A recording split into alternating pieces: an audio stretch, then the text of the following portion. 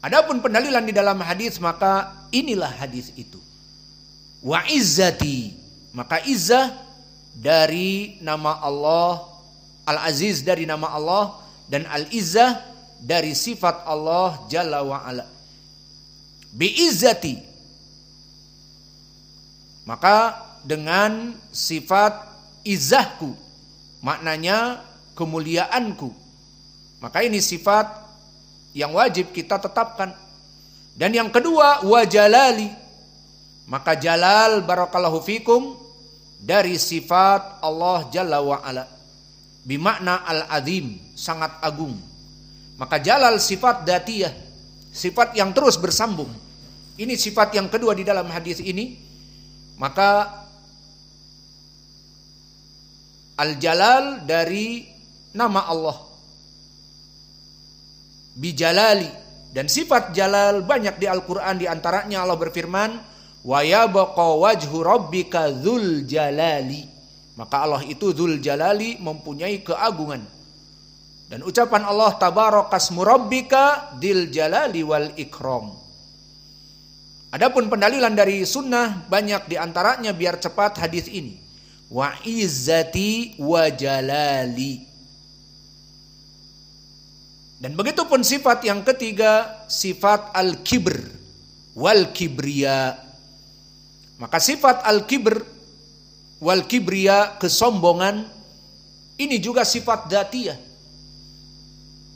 Dan kesombongan, jika dia bagi Allah, memang dia berhak. Kenapa? Karena Allah tidak ada sesuatu yang di atasnya. Lalu kenapa makhluk dilarang untuk sombong? Kenapa?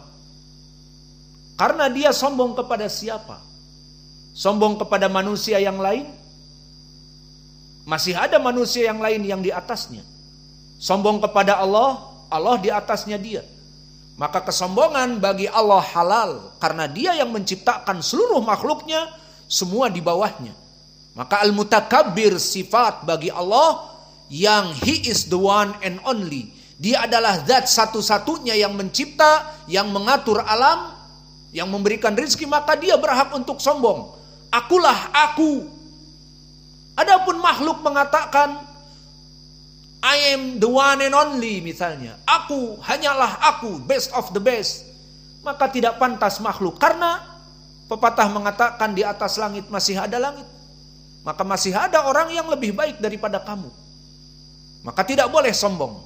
Sehingga di dalam hadis banyak bahwa sifat sombong penyebab masuk api neraka dan dihalangi dari surga. La yadkhulul jannah man kana fi qalbihi mithqala dzarratin minal kibr.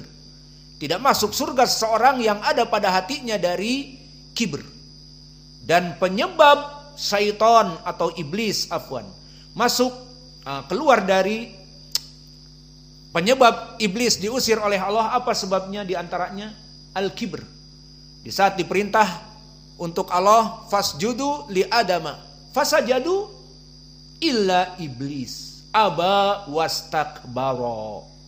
Maka iblis aba, tidak mau, wastakbaro, dan menganggap dirinya best of the best daripada Adam. Maka Adam akhirnya dia untuk mencari pembenaran dari kibernya itu. Kenapa kamu kiber? Tidak mau sujud kepada Adam, padahal ini perintah Allah. Karena kibernya, sombongnya, akhirnya menyelisihi perintah Allah. Kalau tidak ada sombong seperti para malaikat langsung sujud, maka akhirnya dia harus mempertanggungjawabkan kesombongannya. Dari segi apa kamu merasa sombong? Khalaqtani min nar wa khalaqtahu min tin. Engkau ya Allah menciptakan aku dari api yang menggelegak, dan engkau menciptakan Adam dari tanah. Pertanyaan yang besar, emangnya api lebih kuat dari tanah? Emangnya api lebih mulia dari tanah? Hatta iblis yaqul kadalik bi anna nar afdal min turab, bahwa api itu lebih baik daripada turab. Aina dalil? Tidak ada dalil. Innama hada bimujarrad al-kibr. Di ayat disebutkan aba wastakbara. Dia enggan dan dia merasa sombong.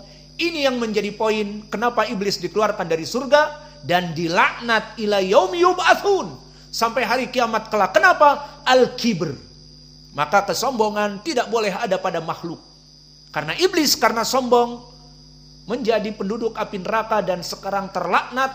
Dia hidup terus bertahun-tahun sampai hari kiamat.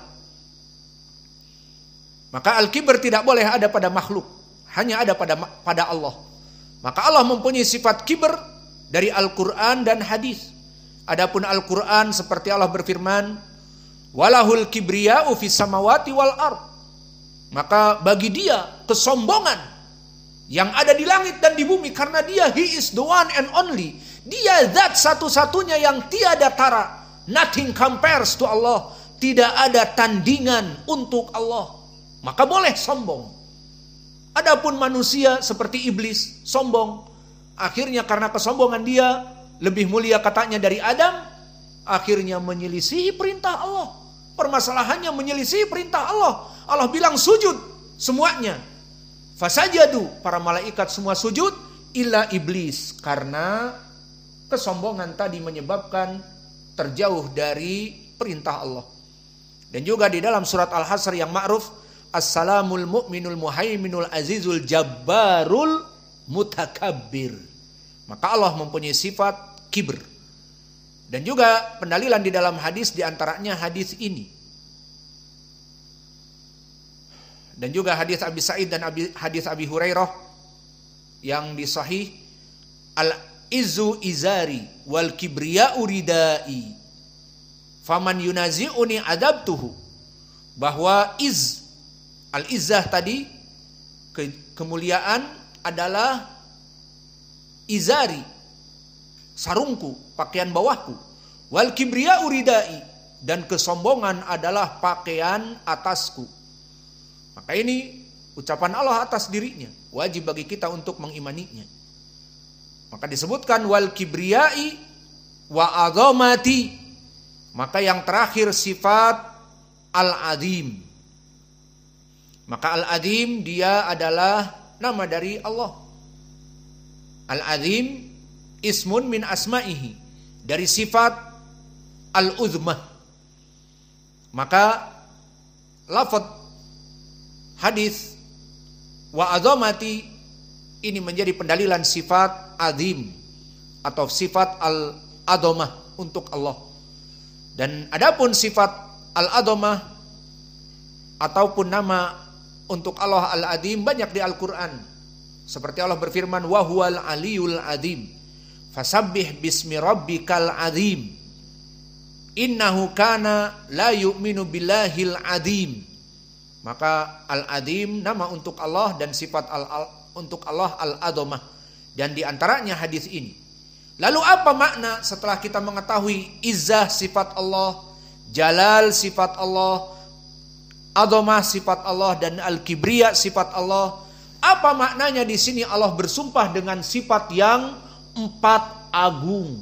Maknanya kesombongan, kebesaran, izzah, azamah, keagungan. Apa maknanya? Maknanya disebutkan oleh para ulama bahwa di saat Nabi meminta dikeluarkan orang-orang durjana tadi, meskipun dia dalam keadaan muslim, tidak melaksanakan kesyirikan, atau jika melaksanakan bertobat, al-muhim dia muwahhidun, yang mengucapkan la ilaha illallah dan tidak melaksanakan kesyirikan, namun pendosa besar, maka Allah atas haknya mengiqab mereka. Lalu apa hubungannya dengan ucapan wa izzati, wa jalali, wa kibriyai, wa azamati? Semua sifat-sifat yang agung. Maknanya apa? Dengan keagungan, kesombongan, kebesaran yang aku miliki, kata Allah. Dan mereka durjana, kaum muslimin dari ahlil kabair, maka aku yang mempunyai sifat kesombongan ini lebih berhak untuk mengazab mereka. Namun atas syafaatmu wahai Muhammad, kesombonganku, keagunganku untuk melumatkan mereka di api neraka, akhirnya Allah ridho kepada Nabi Muhammad untuk mengeluarkan mereka. Itu maknanya. Sehingga di sini Jangan diartikan Allah terlalu baik. Lalu apa? Saking baiknya orang yang berhak diiqab pun diberikan kebaikan. Maaf, dalam permasalahan di sini kita beri contoh. Seorang perampok masuk kepada rumah, kemudian merampok. Tidak cukup merampok. Dilihat kita dalam keadaan ketakutan, seorang suami dengan istrinya misalnya, maka diambil istrinya, diperkosa di depan suaminya ini. Maka diperkosa. Kemudian setelah itu, qadarullah mungkin mereka lalai, si suami ini bisa mengambil senjatanya. Kemudian mereka semuanya yang merampok 5 orang, diantaranya yang memperkosa semuanya, maka dengan kekuatan ini akhirnya perampok itu semuanya lari tunggang langgang. Dan sebelum lari tunggang langgang, si orang ini bisa untuk menggorok dari maling-maling ini, namun dia katanya, aku maafkan mereka. Pantas memaafkan? Hah? Pantas memaafkan padahal dia telah memperkosa istrinya di depannya. Kemudian setelah itu karena mereka sibuk, akhirnya dia bisa mengambil goloknya. Kemudian dengan dia mengambil golok, semua orang takut, lari. Maka dibiarkan mereka semuanya pergi. Dipersilahkan untuk pergi dan seterusnya. Maka di sini orang akan mengatakan kepada orang ini, kamu pengecut. Kalau kamu benar-benar jantan, di saat mereka dalam keadaan memperkosa istrimu, maka kamu akan meradang menerjang. Mana giroh kamu kepada istrimu? Padahal kamu membawa golok. Tapi kamu malah menasehati mereka, sudah selesai, silakan yang mau pergi-pergi. Saya maha pengampun lagi maha penyayang. Diampuni orang ini dengan mudah. Padahal mengambil hartanya dan memperkosa istrinya. Faham sekarang di sini? Sifat orang ini tercela atau terpuji? Silahkan. Hah? Mana si Sufyan? Sufyan, terpuji atau tercela orang ini? Terpuji, karena maha pengampun. Mengampuni pemerkosa istrinya di depannya. Dan mengambil uangnya semuanya. Diampuni, bagus. Orang ini disebut oleh tetangga, kamu dasar penakut. Tidak bisa membela istrimu padahal ada pedang. Malah kamu, wahai saudara-saudara, sudah selesai? Sudah, ya sudah dipersilahkan kalau sudah selesai dengan istri saya. Maka di sini dikatakan penakut, padahal dia maha penyayang. Begitupun di sini Allah. Di saat Allah diminta syafaat oleh Nabi Muhammad dan bahkan di hadis yang sebelumnya, masuklah wahai Muhammad, lihat orang-orang kaum muslimin yang pantas untuk dikeluarkan maka keluarkan. Lalu di sini Nabi meminta yang terakhir, ya Allah, keluarkan semua yang berkata la ilaha illallah sehingga aku tidak usah mengulang-ulang masuk kepada api neraka. Di sini kehendak Allah apa tidak mengadab mereka? Karena mereka dulu di dunia dosa-dosa besar. Maka ini kehendak Allah. Allah mengadab mereka. Maka di sini lihat bagaimana timbangan. Allah ingin mengampuni mereka, namun tidak mengampuni mereka seperti orang yang tadi membebaskan pemerkosa istrinya, bahkan masih sibuk merkosa istri. Aku bawa golok. Mau aku penggal atau selesai dari istriku? Udah selesailah, ya sudah silahkan pergi. Maka ini takut. Namun Allah mengatakan, dengan keagunganku dan kesombonganku di mana mereka dulu bermaksiat kepadaku dan aku maha agung. Aku memberikan rizki kepada mereka dan mereka bermaksiat kepadaku. Aku memberikan apa-apa yang mereka inginkan dan mereka bermaksiat kepadaku. Itu maknanya. Bahwa Allah memberikan syafaah untuk Nabi Muhammad, nih umatmu wahai Muhammad. Namun demi keagunganku, demi kesombonganku, Allah menurunkan dan menyebutkan sifat-sifatnya yang agung tadi, bahwa pada dasarnya Allah berhak untuk melumatkan mereka. Namun karena syafaat Nabi Muhammad yang telah dijanjikan, doa pada akhir yang Nabi akhirkan, maka Allah ridho, namun mengingatkan, wa kibriyai, wa azamati, wa izzati, wa jalali, la ukhrijannahum kulluhum ajma'un. Aku berjanji kepadamu wahai Muhammad, akan dikeluarkan semua yang berkata la ilaha illallah, padahal Allah berhak dan paling berhak dan paling sombong dan paling mulia untuk menghajar mereka. Karena mereka dulu berbuat kemaksiatan kepada Allah. Paham ya? Maka ini makna dari hadis ini. Sehingga Allah mencampur di sini sifat keagungan, kesombongan dan sifat rahmah. La ukhrijanna minha man qala la ilaha illallah. Sehingga pembahasannya di sini Allah Maha Pengasih lagi Maha Penyayang. Dan di sini pun Allah yang maha dahsyat siksanya dan maha agung dan maha sombong, tidak ada yang bisa melampauinya, tidak ada yang bisa memerintahkannya. Namun Allah dengan penuh kasih sayangnya, Allah keluarkan kaum muslimin semuanya yang mengatakan la ilaha illallah. Maka di sini terkumpul sifat sombongnya Allah, kerasnya Allah, agungnya Allah dengan sifat penuh rahmatnya Allah. Faham ya? Maka inilah dari sifat Allah. Maka dari hikmah kita mempelajari sifat-sifat Allah, kita bisa lebih menyadari bahwa kita ini nothing. Kita ini tidak ada apa-apanya. Maka di saat kita mau bermaksiat, siapa Allah yang kita maksiati?